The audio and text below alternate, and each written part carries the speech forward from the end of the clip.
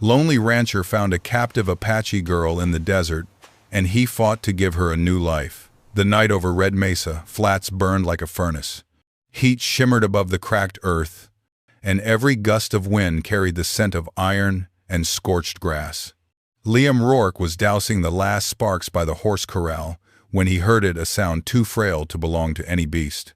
It came again. Faint, torn by the wind, the cry of a human breath breaking apart. He lifted his lantern and followed the dusty trail toward Coyote Bend, boots sinking into sand that still held the day's fire. Then the light caught something, a slumped figure beneath a dying yucca. A young Apache woman, skin scorched, wrists scored with rope. When he knelt, she startled, blade trembling in her hand, eyes wild with fever and fear. "Easy," Liam murmured, lowering the lantern. "No harm here." The knife slipped from her grasp. Before darkness claimed her, she whispered one word, "Sahale." Morning crept slowly across Red Mesa flats, painting the land in muted gold.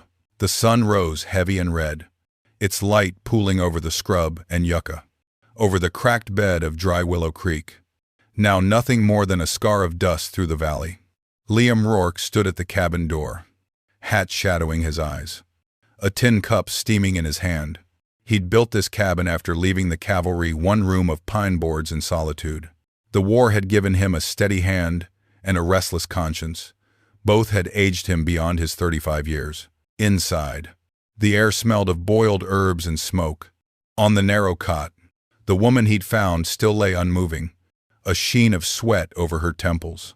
He had cleaned her cuts, loosened the rope burns at her wrists. He'd done so without words, as though afraid they might shatter the silence between them. By noon, she stirred. Her eyes flicked open, black and sharp like obsidian chips, darting from the unfamiliar ceiling to the stranger crouched by the fire.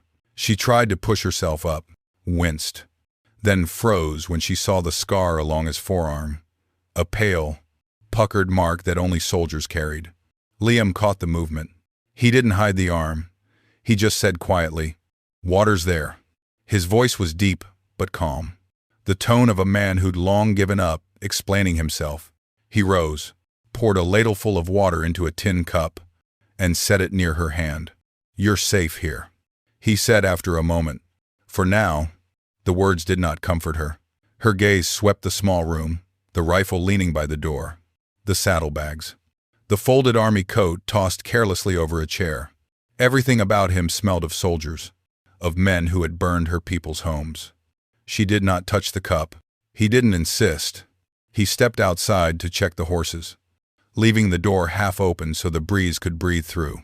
Out on the flats, the cicadas had begun their midday chorus. Liam knelt by the trough, splashing water over his face, trying to wash away the memory that had come back the moment he saw her eyes too much like the ones he once saw behind the barrel of his own rifle. Inside the cabin, the woman sat up slowly. Her muscles trembled, but her instincts were alive. On the table beside the fire lay her small knife, cleaned and returned to its sheath. He had left it there. That puzzled her more than anything. No soldier would arm a captive. When he returned, she spoke for the first time, voice hoarse but firm. "Why help me?" He hesitated, meeting her eyes. "Because you were dying?" Then he turned back to his stew, ending the conversation as simply as he had begun it. That night, she didn't sleep. She listened to the faint sounds of him moving outside, the scrape of boots, the creak of saddle leather. He sat by the fire until dawn, his back to the cabin, as though guarding not her, but the fragile peace he'd made with himself. When morning came again, she finally lifted the cup of water he had left. It was warm, metallic, and tasted faintly of ash, but it was life. By the third morning, the fever had broken, leaving the woman pale but alert. She sat near the doorway, a wool blanket draped over her shoulders, watching the man who had rescued her repair a cracked saddle strap. His movements were measured, careful, deliberate, the way soldiers always were when they were trying not to think. "You never said your name," he murmured without looking up. She hesitated, eyes narrowing, Her lips parted as if to speak, but the words came slow, uncertain in English. Sahale. He nodded once. That means something, doesn't it? Her fingers tightened on the blanket. Sky. Fitting, he said quietly, cinching the strap. The sky doesn't belong to anyone. The faintest flicker crossed her face, suspicion, confusion, maybe something else, but it vanished quickly. Her gaze dropped to the scar on his left forearm, to the faint mark of a cavalry brand near his wrist. Her jaw set. You were with them. He didn't answer. The silence was enough. She rose abruptly, the blanket falling to the floor. You hunted us, she hissed. Men like you burned our lodges. He stood too, slowly, keeping his hands visible. I don't do that anymore. Then why the mark? She snapped, pointing at the scar. Why the coat, the rifle? Liam took a long breath, the words coming like gravel. Because war leaves stains that don't wash off easy. Her face hardened. She turned and stepped outside, into the harsh light of noon. The air shimmered around her, the desert stretching endless in every direction. He made no move to follow. Minutes passed, then an hour.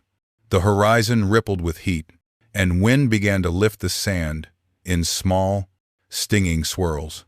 From where he stood, Liam could see her figure growing smaller, a fragile silhouette against the red earth. He felt the old instinct to call out, to stop her. But another instinct, older still, kept him silent.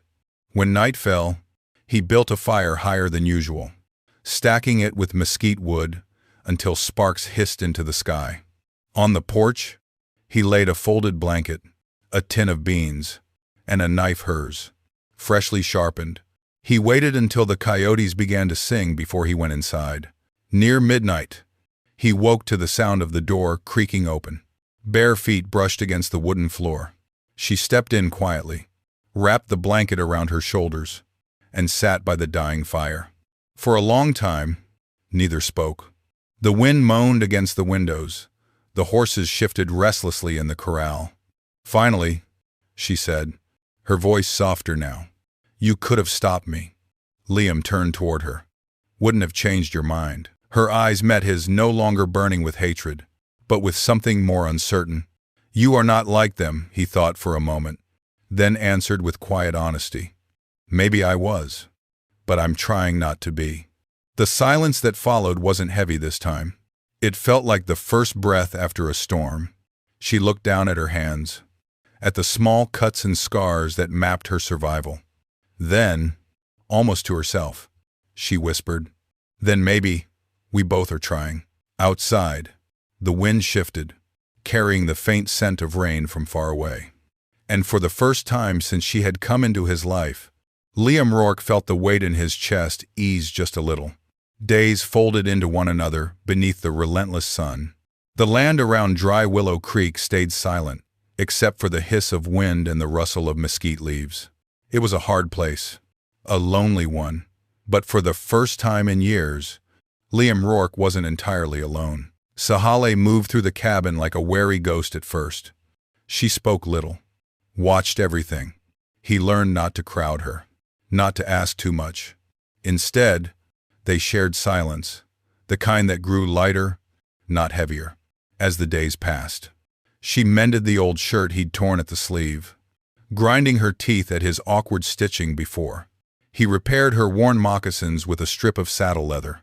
It wasn't friendship yet, but it was something steady, like two strays learning each other's boundaries. In the evenings, when the heat eased, she would step outside to gather herbs near the dry creek bed. Liam would sometimes follow at a distance, leading the horse or carrying the lantern. Once, when a rattlesnake slid between the rocks, she reacted faster than him, snatching a branch. Striking, clean. He gave a low whistle, half in admiration. You move quiet, he said. She tilted her head slightly. Quiet keeps you alive. He smiled faintly. Guess I never learned that part. For the first time, she didn't turn away from his humor. Later, he found her sitting on a rock, grinding herbs with a flat stone. For fever, she said, and for guilt. Fever, I know. Liam murmured. The other, not so sure there's a cure. She didn't look up. Then maybe you carry it until it changes shape. Her words lingered longer than she could have guessed. That night, Liam lay awake, listening to the desert breath outside, the low murmur of crickets, the far-off call of a coyote. He thought of the villages they'd burned, of the children who had vanished into smoke. He thought of her eyes, dark and alive, and wondered how she could look at him without seeing a monster. The next day, she found his Bible, its cover cracked, pages yellowed. You read these words, she asked. Sometimes, he said. When I can stand to, what do they mean? He hesitated, then sat beside her, reading slowly. The words sounded strange in his mouth after so long grace. Mercy, forgiveness. She frowned, not understanding all of it, but something in her expression softened. Teach me the letters, she said quietly. He blinked, surprised. You sure? Sahale nodded. If I can read their words, maybe I can speak mine louder. So he began to teach her. Their lessons were clumsy but patient, his rough voice tracing the alphabet, her hands steady as she copied the shapes in the dirt. When she miswrote, he corrected gently. When he mispronounced one of her Apache words, she laughed for the first time. The sound startled them both. It was brief, bright, like rain on stone. By late summer, trust had grown between them, like stubborn green shoots in barren soil. He stopped locking the rifle away. She stopped sleeping with her knife in hand. Some evenings, she hummed soft melodies. He didn't know songs older than the trails he'd ridden. Once, she asked, "What did you fight for?" He stared at the horizon. They told us it was for peace, but it felt more like pride. She nodded slowly. And pride breaks more than it builds. Liam glanced at her then, realizing she spoke not only of him, but of her people too, of all the things lost between conquest and survival. That night, thunder rolled faintly beyond the mesas. They both stepped outside, watching the sky flicker. Rain, she whispered. Finally, the drops came slowly at first, tapping against the roof, then stronger, washing dust from the wooden walls. She raised her face to it, smiling faintly. Liam stood beside her, hat in hand, letting the water soak into his shirt. For a fleeting moment, neither past nor pain existed, only the smell of wet earth and the soft sound of rain on wood. When the storm passed, she turned to him and said, "Sky remembers who listens." He didn't know exactly what that meant, but he nodded. It felt true. Inside, as they dried near the fire, he found himself saying her name aloud, for the first time, not like a label, but like something fragile he wanted to keep safe. Sahale. She looked up, startled. In the wavering light, her eyes reflected the flame, and she answered simply. Yes, it was a small word, but it carried the weight of everything unspoken between them. Outside, the desert began to breathe again. Somewhere, water trickled faintly through the creek bed, as though the land itself was waking. The rain didn't last.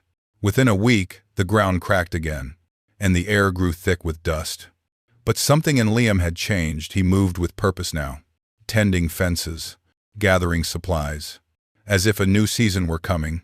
Sahale noticed it too. She could feel a shift in him, the way he looked toward the horizon more often, the way his shoulders no longer slumped with the same old weariness. Yet peace in the desert was never meant to last. It came one noon, sharp as a rifle crack. 3 riders appeared from the south trail, dust pluming behind them, even before they drew close. Liam knew that gait, that arrogance in the way the lead horse cut through the wind. Sila's Crow. Liam stood on the porch, rifle leaning against the post. Sahale froze in the doorway, face pale beneath the sunburn. Crow reined in, grinning, teeth flashing white against the grime. Well, I'll be damned. Liam Rourke, the ghost himself. Liam's hand stayed at his side. You've got no business here. On the contrary, Crow said, swinging off his horse. He held up a folded paper, its seal cracked and dusty. This here's government property you're hiding. An Apache slave escaped from my custody. See the mark stamped legal in Tucson. He tossed the paper at Liam's boots. Girl like that's worth more than your land. Sahel's breath caught, but she didn't move. Liam's jaw tightened. She's no one's property. Crow laughed. That's rich. Coming from a man who once dragged them out by the dozens. Don't think I forgot what we did down by San Carlos. You and I.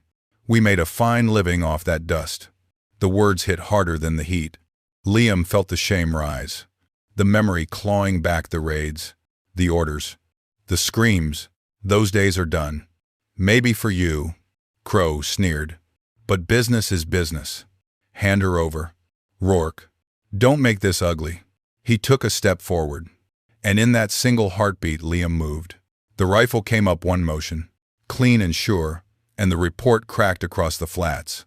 The bullet split the sand inches from Crow's boot. Crow flinched, eyes wide for the first time.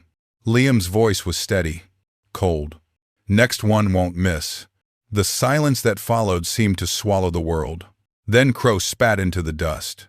You've made your choice. He swung back onto his horse. You can't hide forever. Soldier.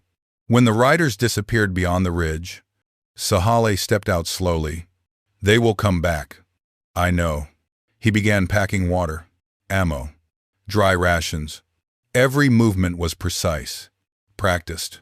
She watched him, realizing he'd always been waiting for this, the moment when his past would come knocking. That night, they left Dry Willow Creek behind. The horses carried them through narrow canyons, across black stone ridges under a waxing moon.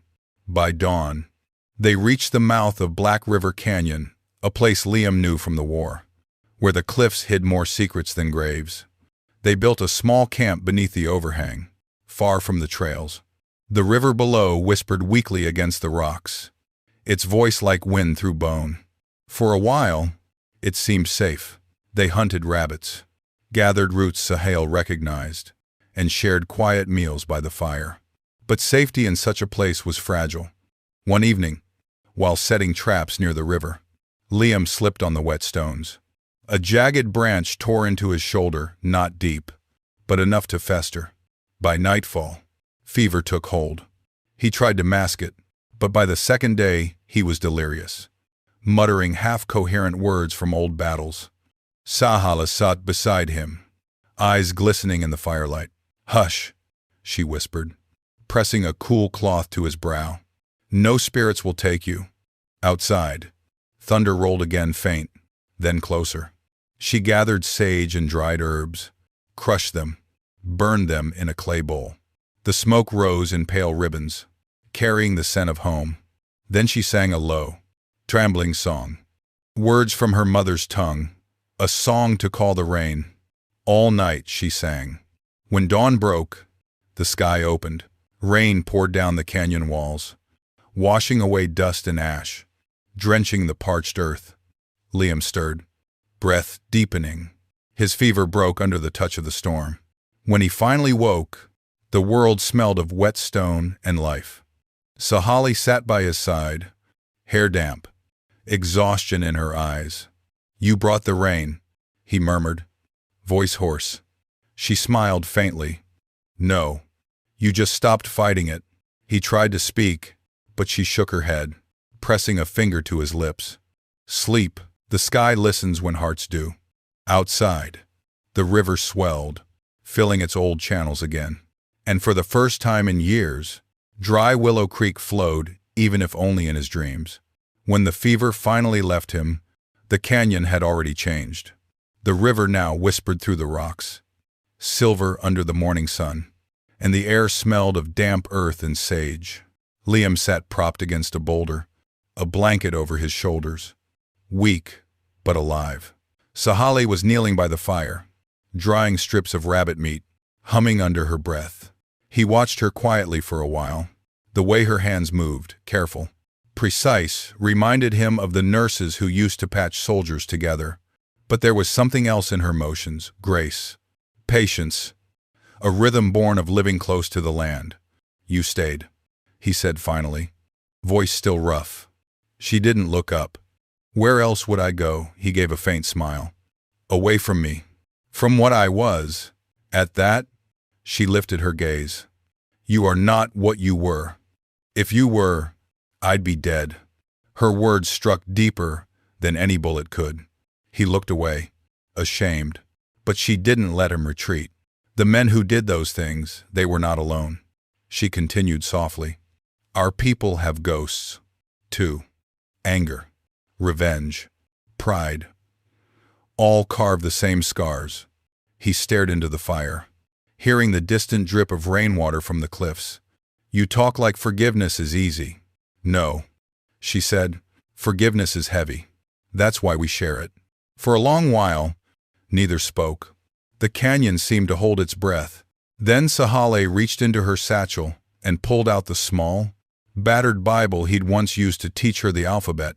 She set it gently in his lap. You read to me, she said. Now I read to you. Her finger traced the lines, slow but steady. Her English still broken, but certain. Blessed are the merciful, for they shall obtain mercy. Liam's throat tightened. That's one I used to skip, he admitted. She smiled faintly. Then maybe now you can keep it. Later, when the light faded, they sat side by the fire. The silence between them had changed again, not distance, but rest. She reached over, touching the bandage on his shoulder. No more running. He met her eyes. No more running. 2 days later, they broke camp. The fever had left him leaner, slower, but clearer. Together they rode north toward Silverdale, the nearest town, to buy medicine and a fresh horse. The valley opened before them, green veins already threading through the red earth where the rain had fallen. But peace has its price. As they entered Silverdale, conversation fell away. People stopped what they were doing, men with shovels, women with baskets all turning to stare. An Apache woman beside a white man was not a sight they welcomed. Murmurs rippled through the dusty street. Liam felt every eye like a weight. He could have lied, said she was a servant or a guide. But when the deputy approached, hand resting on his holster, Liam stepped forward before Sahale could speak. She's with me, he said evenly, and she's free. The deputy sneered. That's not what the papers say. From behind them came the voice of Ellen Ward, the gray-haired innkeeper. That's not what I say, she cut in sharply, stepping down from her porch. That girl saved my life near Gila last spring. Fever near took me, and she brought the herbs that pulled me through. If any of you doubt her worth, you can answer to me. The tension broke like a held breath. The deputy looked uncertain, spat into the dust, then stepped back. Liam nodded to Ellen. Much obliged. Ma'am. Ellen smiled, eyes twinkling. Good men don't come easy in this country. Mr. Rourke, best hold on to what you found. They left Silverdale at dusk, the sun bleeding into the mesas. Behind them, the whispers faded with the wind. On the trail, Sahale glanced back once. They will not stop talking. Let them, Liam said. They'll forget before long. She shook her head, smiling. Then we will remind them that the world can change. He looked at her, really looked, the dusk painting her face in warm gold, the wind lifting her hair. You already did. The road ahead curved toward the Gila River, shimmering faintly under the dying light. For the first time in years, Liam felt the pull of something larger than guilt-hope, quiet and real. They rode through the night, guided by the pale wash of moonlight over the desert. The road twisted between dark mesas and wide basins, where shadows pooled like water. Ahead lay the river country, the wild edge of Arizona territory, where no one asked questions and few remembered names. By dawn, they reached the bend of Coyote Ridge. The air smelled of mesquite and gun oil. Liam felt the hairs rise on his neck before he saw them, 3 silhouettes breaking from the rocks ahead. Crow, he muttered. Sahale's hand went instinctively to her bow. Crow and his men rode out slow, their horses snorting clouds in the cool morning air. You thought you could outrun me, Crow called. Ain't nowhere left to hide. Rourke, you had your chance to hand her over. Liam dismounted, boots sinking into the sand. And you had yours to walk away. Crow laughed, a low, dry sound that didn't reach his eyes. Always the soldier, always thinking you get to choose who lives. He raised his revolver. Let's finish this. The first shot split the silence, echoing off the canyon walls. The horses reared, dust flew. Liam rolled behind a boulder, returning fire. Bullets tore the air, sparks biting into stone. Sal ducked low, drawing her bow from her saddle. Her first arrow found the shoulder of Crow's right-hand man. The second, cleaner and faster, sent another rider's hat spinning into the dirt. "Get down!" Liam shouted. But she was already moving. Circling wide through the scrub, Crow, cursing, turned his gun toward her. Liam stepped out of cover at that instant, firing once. Twice the second shot hitting Crow's horse in the flank. The animal screamed, rearing high before collapsing. Crow hit the ground hard, his weapon spinning into the sand.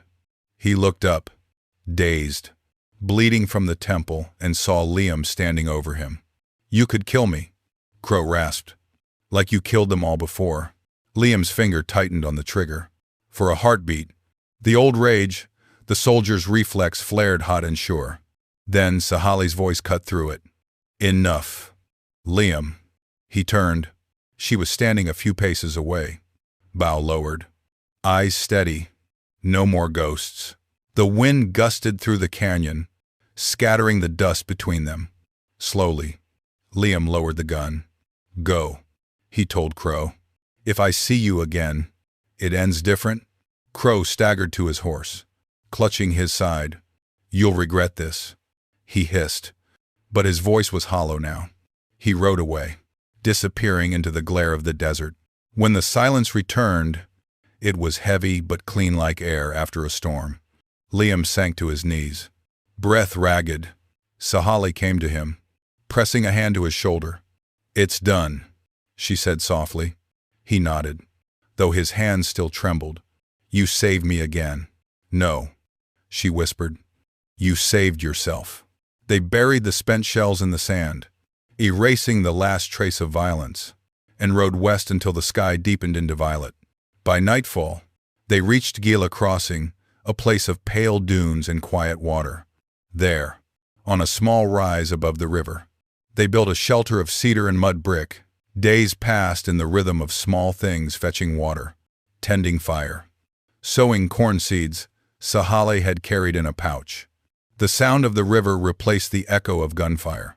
One evening, as the sun bled across the horizon, Liam stood by the river with his old rifle in hand. The metal was pitted, the stock worn smooth by years of use. He looked at it for a long time, then began to dig. Sahali watched from a few paces away. "You don't need to," she said gently. "I do," he replied. He lowered the rifle into the earth, covering it with sand. "If I keep it, I'll keep finding reasons to use it." She knelt beside him, pressing her palm flat over the mound. "The land will keep it quiet.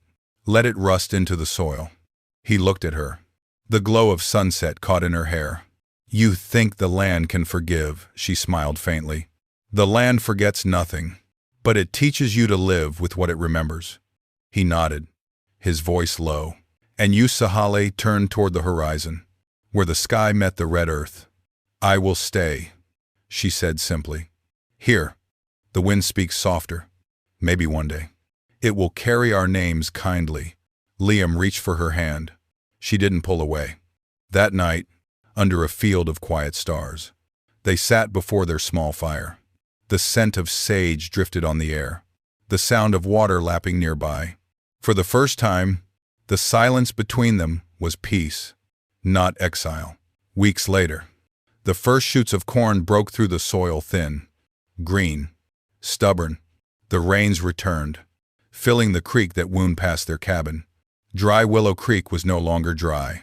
People in Red Mesa would later whisper about the soldier who vanished and the Apache girl who went with him. Some said they died. Others said they built a home where the river met the sky. But out on the flats, if you listened close, you could hear the water running and a woman's voice, soft as wind. The sky remembers who listens, and beside her, a man who once carried too many ghosts learned that mercy, like water, always finds its way back to the earth. If this story touched you, if it reminded you that even in the harshest lands, kindness can still take root, then stay with us. Here, we tell the tales of the Old West, not just with gunfire, but with heart of soldiers who found redemption, of women who taught the desert to forgive, of strangers who built peace from silence. Like, share, and subscribe to our channel for more stories of love, mercy, and the untamed frontier. Because somewhere beyond the dust, every soul still deserves a second chance.